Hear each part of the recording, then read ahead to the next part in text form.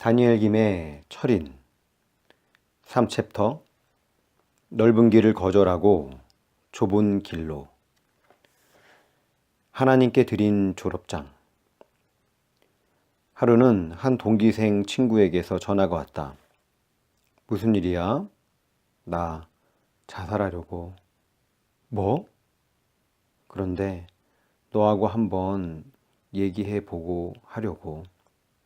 부담이 확 밀려왔다. 전화를 끊자마자 그의 방으로 갔다. 그는 졸업을 일주일 남겨두고 퇴학을 당하게 되었다고 했다. 이유를 들어보니 별일도 아니었다.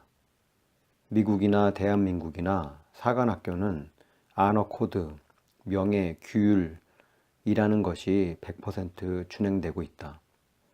생도는 거짓말하지 않고 속이지 않고 남의 것을 훔치지 않고 그런 짓을 하는 사람을 봐주지도 않는다.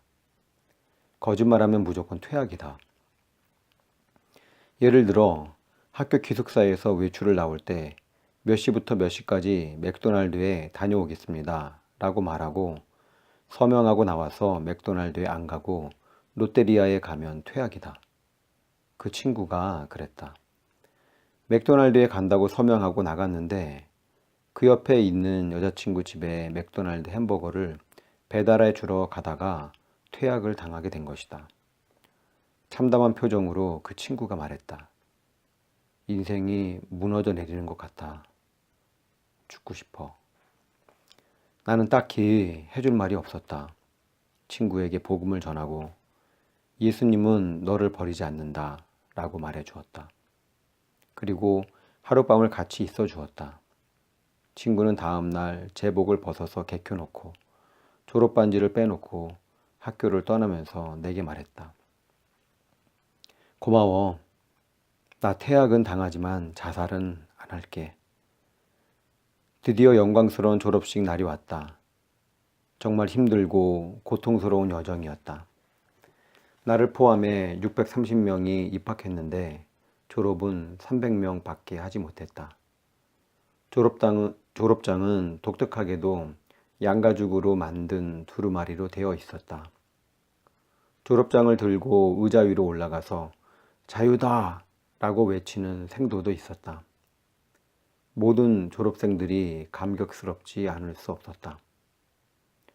그러나 나는 졸업장을 쥔 손을 펴지 않고 졸업식이 끝날 때까지 기다렸다.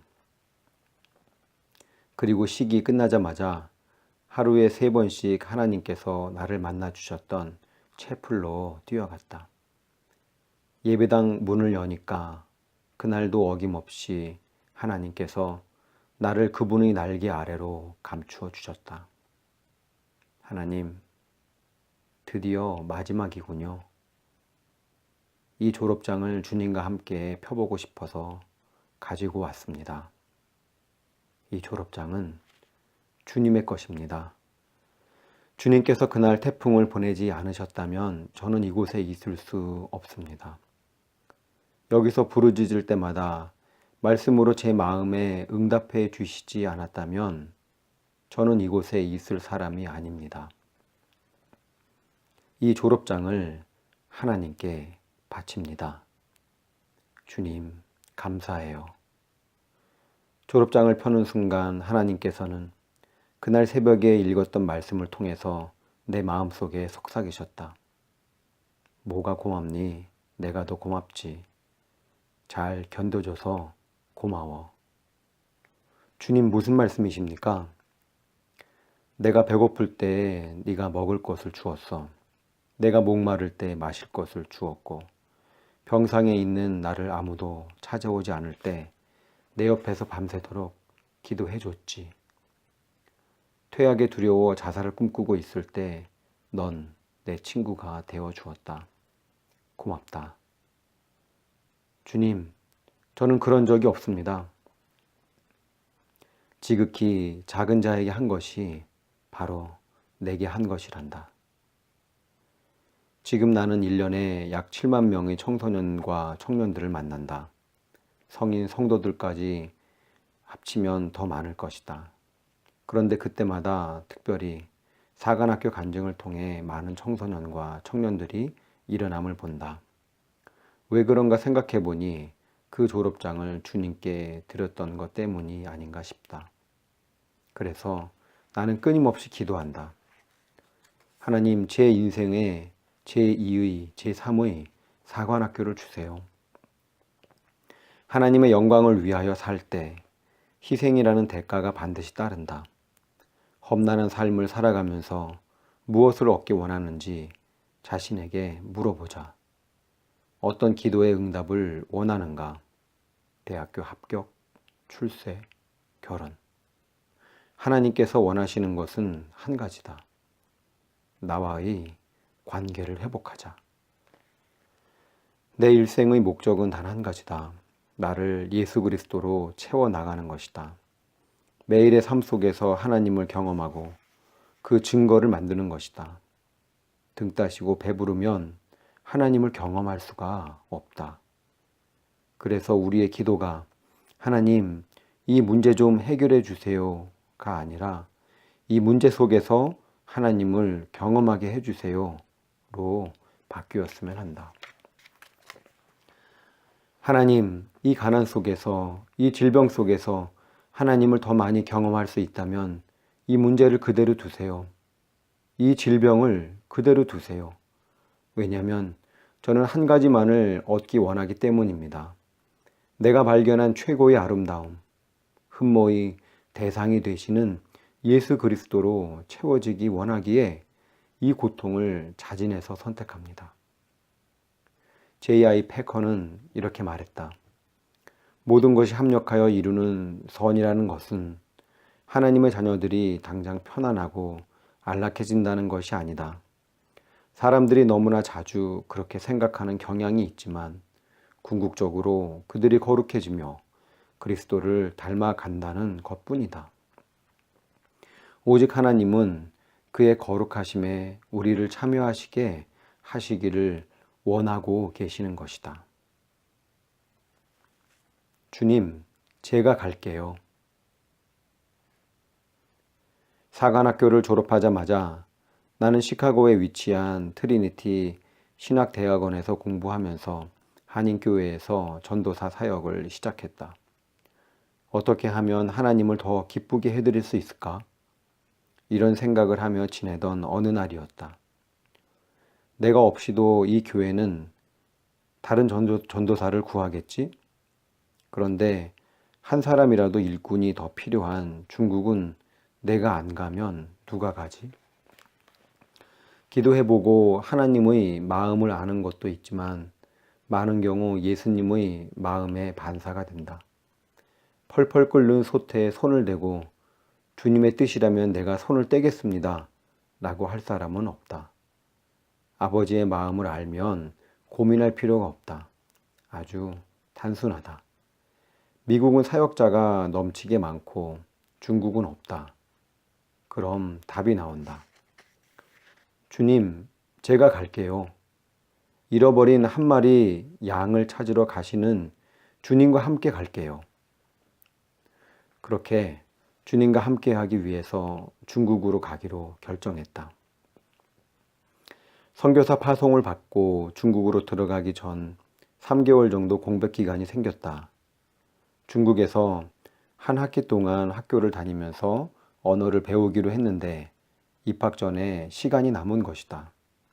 뭘 할까 고민하다가 부모님이 일본에 개척하신 교회에 목회자가 없다는 말을 듣고 그 교회를 섬기기로 했다.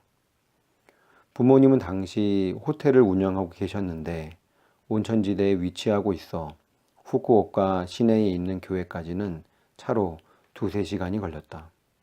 내가 부모님 댁에 있으면서 교회를 오가게 되면 하루에 왕복 5-6시간을 길에서 보내야 했다.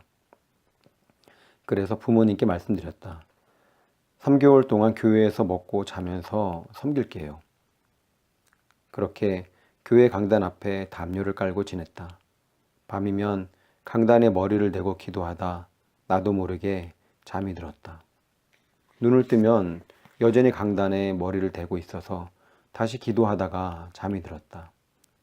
일어나면 성경과 책을 읽고 말씀을 암송하고 기도하고 신방을 다니고 혼자 노방전도 하는 게 하루 일과였다. 비록 노방전도를 하다가 30분 만에 목소리가 안 나오기도 했지만 행복했다. 부모님은 가끔 내가 잘 있나 보러 오시고 정기적으로 수요일에 오셨다.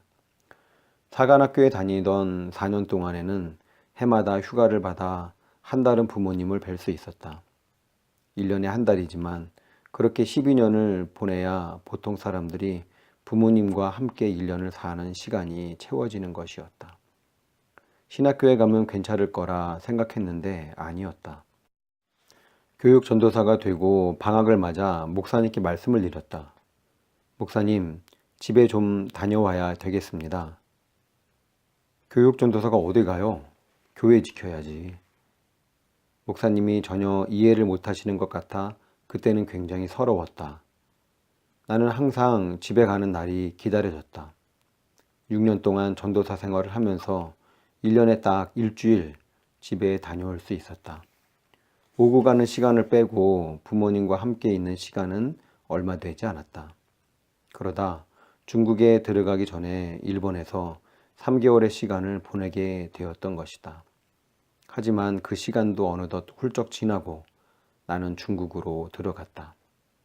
중국으로 들어가자마자 어머니로부터 편지 한 통을 받았다. 사랑하는 다니엘, 지난 일본에서의 3개월간 내가 엄마에게 얼마나 큰 힘이 되었고 위로가 되었는지 표현할 기회가 없을 만큼 행복한 시간들이 정신없이 지나갔구나. 이제 조용히 다시 하나님 앞에 앉아서 생각하니까 자꾸만 눈물이 나온다. 내가 살던 교회가 구석구석 정겹고 내가 섰던 강단이 참 사랑스럽다. 강단 및 기도 자리에 앉으면 얼마나 포근한지 너도 그랬지? 그곳에서 지난밤도 주님과 다시 관계를 회복하는 행복한 시간을 가졌단다. 철이 덜 난 엄마는 오랫동안 하나님께 투덜거렸단다. 왜 우리가 이곳 일본 땅에서 이토록 외롭게 살아야 합니까? 그랬더니 주님께서 보너스로 너를 이곳에 보내주셨고 엄마는 외로움도 힘든 것도 잊어버리고 즐겁기만 했었지. 그러나 그것은 보너스였고 우리는 역시 각자 가야 할 길로 갈 줄 알았지. 그것이야말로 헌신이라고 스스로 납득시키면서 말이야. 이왕이면 억지로 가지 말고 자원하면서 기쁨으로 가자고 했지만 실상은 참 힘들단다. 네가 어젯밤에 통화하면서 많이 외롭다고 했잖니? 그 말이 엄마의 마음에 걸려서 오늘 하루 종일 마음이 찡하구나. 그러나 내가 언제나 이야기하는 것처럼 주님은 머리 둘 곳도 없으신 삶을 사셨으니까 지금은 증명할 수 없지만 더 좋은 약속, 더 좋은 직분, 더 나은 제사, 더 나은 본향 이런 것들을 알기에 하나님의 신실하심이 우리 삶 속에 증명되는 그날까지 이미 선택한 더 좋은 삶을 충실히 걸어가자. 다니엘 김 목사님 계속해서 불러보고 싶구나. 후쿠오카 교회에서 엄마가. 어머니의 편지를 읽고 나는 복잡한 생각을 한 줄로 정리했다. 우리가 가는 길은 평탄한 길이 아니다. 주님께서는 우리를 부르실 때부터 좁은 문, 좁은 길로 부르셨다. 좁은 문으로 들어가라. 멸망으로 인도하는 문은 크고 그 길이 넓어 그리로 들어가는 자가 많고 생명으로 인도하는 문은 좁고 길이 협착하여 찾는 자가 적음이라. 마태복음 7장 13절 14절. 아버지나 어머니를 나보다 더 사랑하는 자는 내게 합당하지 아니하고 아들이나 딸을 나보다 더 사랑하는 자도 내게 합당하지 아니하며 또 자기 십자가를 지고 나를 따르지 않는 자도 내게 합당하지 아니하니라. 마태복음 10장 37절 38절. 우리가 가는 길은 힘들고 고통스러운 길이다.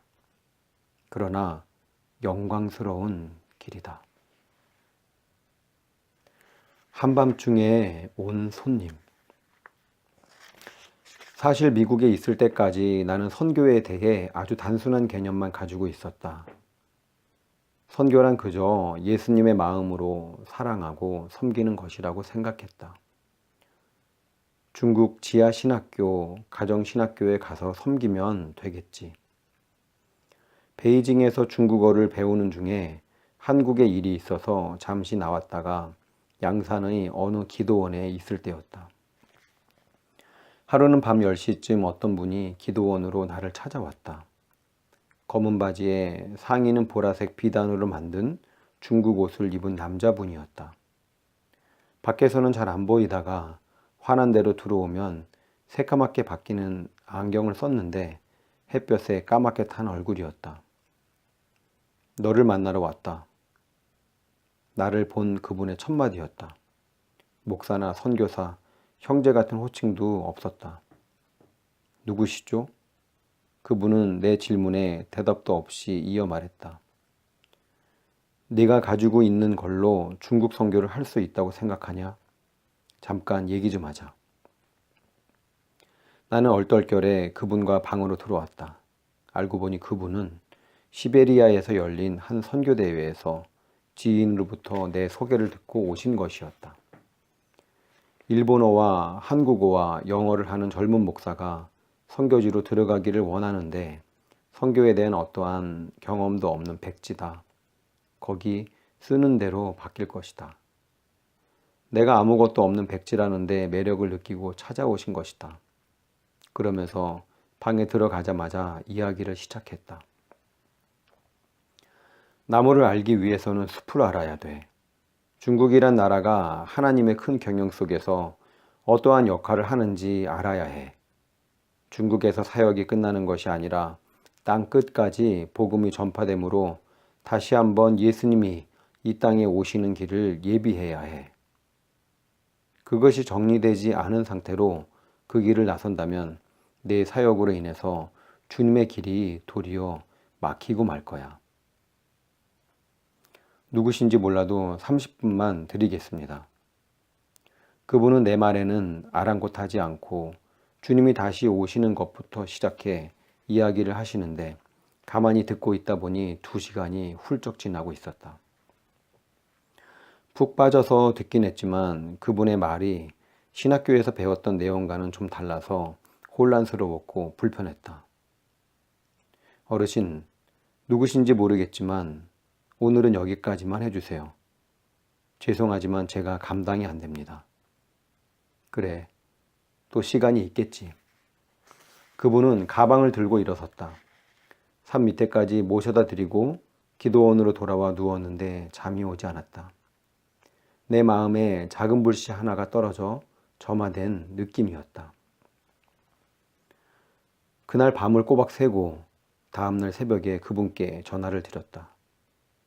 죄송합니다. 어제는 제가 무례했습니다.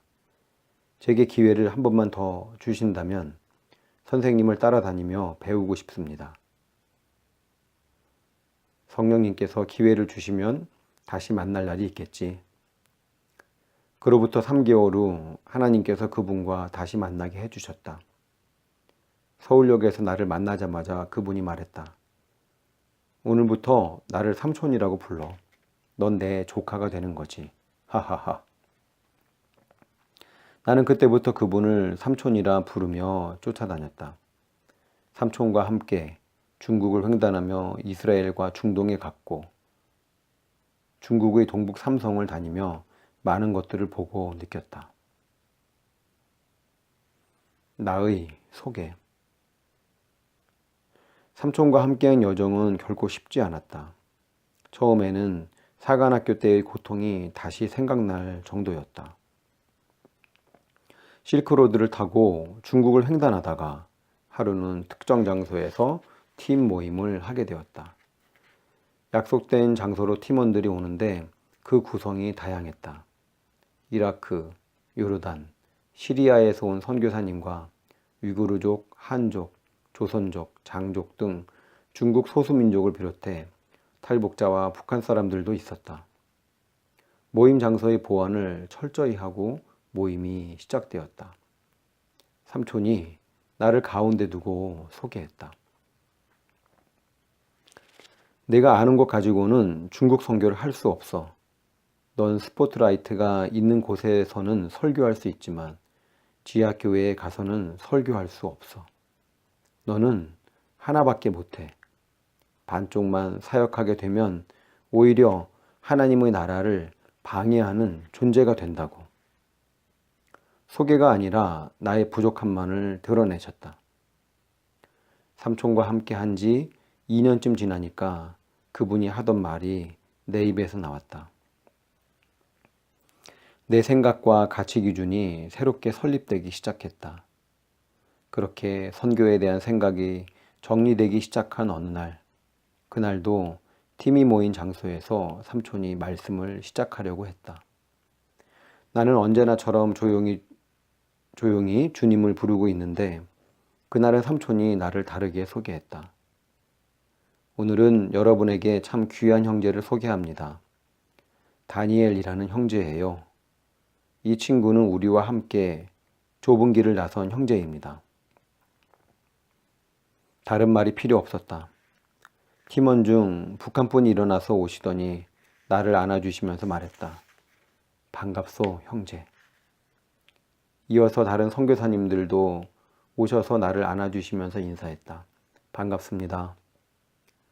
주님의 나라에서 예수님으로부터 어떤 소개를 받고 싶은지 생각해 본 적이 있는가? 아버지, 이 친구는 참 위대한 사역을 하다가 왔습니다. 난 그렇게 소개받고 싶지 않다. 대신 이런 말을 듣고 싶다. 아버지, 이 친구는 저와 함께 평생 좁은 길 갔던 친구예요. 요한복음 12장 26절에 이런 말씀이 있다. 나 있는 곳에 나를 섬기는 자도 거기 있으리니. 내 사랑하는 예수님과 평생 좁은 길을 걸은 후에 주님의 나라에 가면 하나님 아버지께서 어떻게 맞아주실까 생각한다. 내 아들과 함께 그 십자가의 길을 걸어갔구나.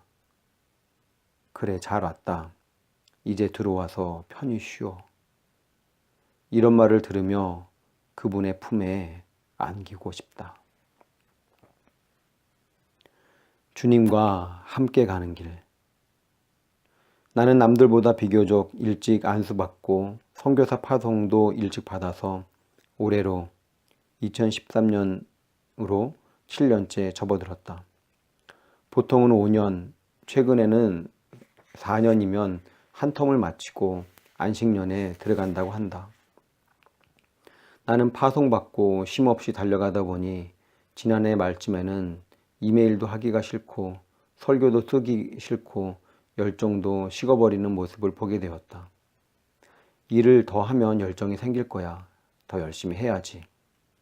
하나님께 나에게 열정을 주실 거라고 생각했는데 계속 메말라가는 나를 보게 되었다. 그렇지만 일에 대한 욕심이 있고 어쨌든 가야 하는 길이기에 이집트 카이로로 날아갔다. 중국에서 5년 동안 훈련되어 파송한 사역자를 만나기 위해서였다. 이왕 간 김에 시내산 꼭대기에서 크리스마스를 보내고 육로로 이스라엘로 건너가서 사막을 달리는 버스를 타고 여리고를 지나 예루살렘 감람산 꼭대기에서 신년을 맞이할 계획이었다. 시내산에 올라가서는 금식하며 기도할 각오를 단단히 했다. 하나님, 신년을 맞이하여 새로운 힘을 얻기 위해서 금식하겠습니다. 시내산에 도착해서 예약한 호텔에 들어갔는데 깜짝 놀랐다.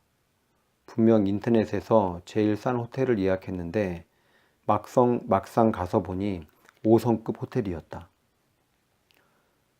예약을 잘못했나 싶어 확인을 했다. 알고 보니 특별 프로모션 기간이라 싼 것이었고 거기다 뷔페 식사 3끼까지 포함되어 있었다. 이건 아닌데. 하나님, 저는 금식해야 합니다. 환불이 안 된다고 해서 그럼 안 먹고 말지 뭐 하고 보니까 모든 음료수가 공짜였다.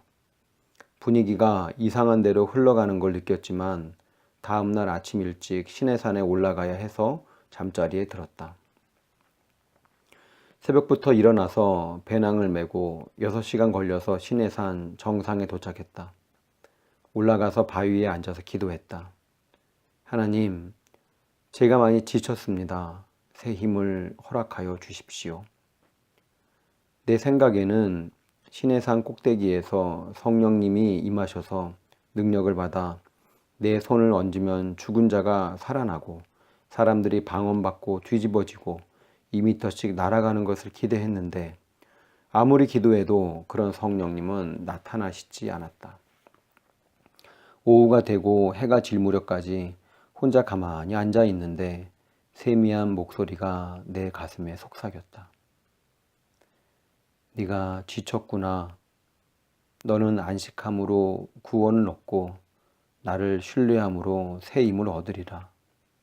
일하려고 하지 마라. 내가 사역하려고 하지 마라.